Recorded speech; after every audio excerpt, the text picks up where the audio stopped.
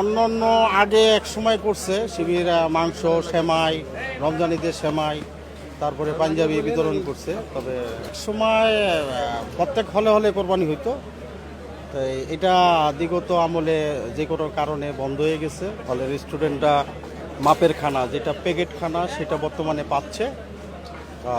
আগে আপনার সেটা দেখা গেছে যে প্রত্যেকটা হলে হলে ভরপুর ছাত্ররা স্টুডেন্টরা খাইতে পারতো আর কি হলে কোরবানি হইলে। সেটা বর্তমানে হচ্ছে না আর কি। মানে এই প্রথমেই হয়তোবা ছাত্র কর্মকর্তা কর্মচারী শিক্ষক সকলে এই ফার্স্ট এইবারেই তারা এই মেজবানি আয়োজনের ইয়া করছে, খুবই ভালো।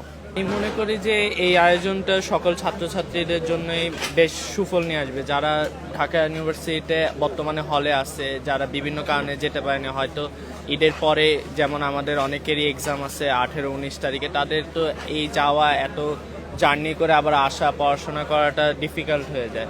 মনে হইতেছে এইটাই জীবনের প্রথম দেখলাম যে বাংলাদেশ ছাত্র শিবিরে তো সুন্দর একটা আয়োজন, সত্যি মন জোড়ানোর মতো একটা আয়োজন। এখানে অনেক নারী শিক্ষার্থীরা রয়েছেন, তারাও ওইখানে এসেছেন।